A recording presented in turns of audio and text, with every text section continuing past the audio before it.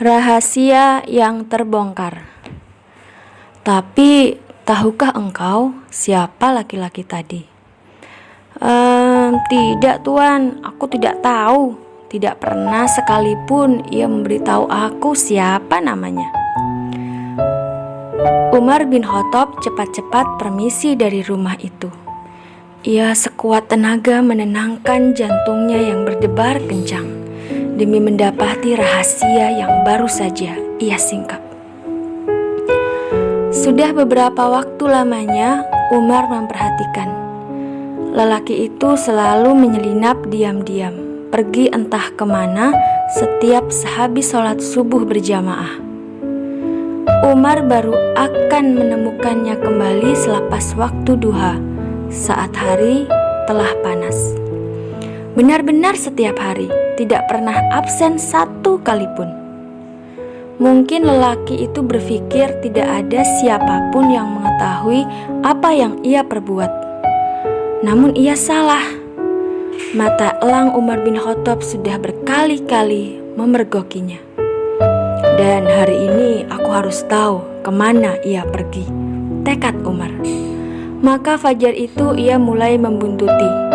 Dengan cerdik ia mengambil jarak yang cukup jauh agar tidak diketahui oleh sasarannya.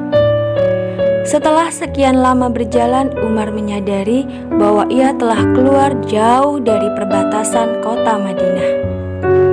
Urusan apa gerangan yang ia tunaikan ya, hingga berjalan kaki pulang pergi sejauh ini setiap hari? Pikir sahabat Rasulullah SAW itu semakin penasaran. Nun jauh di tengah padang pasir tandus, akhirnya lelaki itu sampai juga di tujuan. Ia mengetuk pintu sebuah gubuk reot, kemudian menghilang berjam-jam.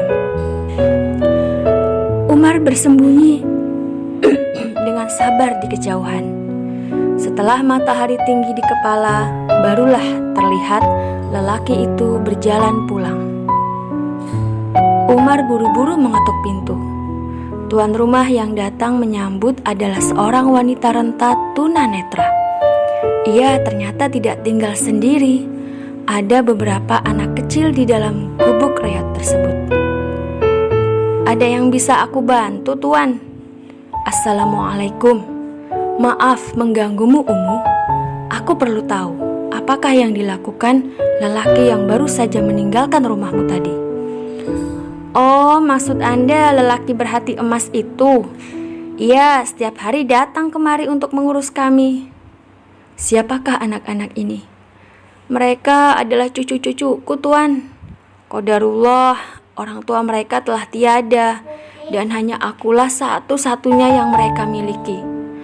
Aku tidak berhenti berterima kasih pada Allah telah mengirimkan lelaki mulia tadi untuk mengurus kami. Apa rupanya yang ia lakukan? Semoga Allah merahmatinya. Wajah keriput itu terlihat berseri-seri.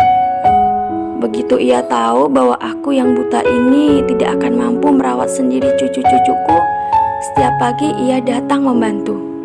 Ia membersihkan rumah, mencuci baju, menggiling gandum, kemudian membakar roti. Setelah memastikan makanan kami tersedia untuk hari ini, barulah ia pulang. Tetapi, tahukah engkau siapa dia, Umu? Umar menahan nafasnya. Masya Allah, tidak, Tuan. Tidak sekalipun ia memberitahukan namanya. Ia tak pernah repot-repot memperkenalkan diri. Umar bin Khattab lekas-lekas permisi. Ia tidak ingin ada yang tahu bahwa ia sedang berjuang menahan air mata haru. Bagaimana tidak?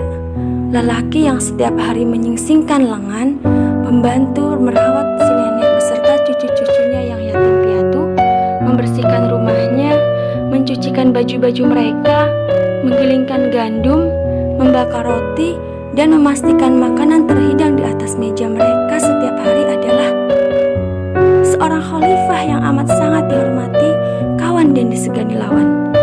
Dengan kekuasaan yang tidak hanya meliputi Madinah, bukan pula hanya sebatas semenanjung Arab, namun merupakan pemegang kendali tertinggi pemerintahan Islam di seluruh penjuru dunia saat itu, menggantikan Rasulullah Shallallahu Alaihi Wasallam.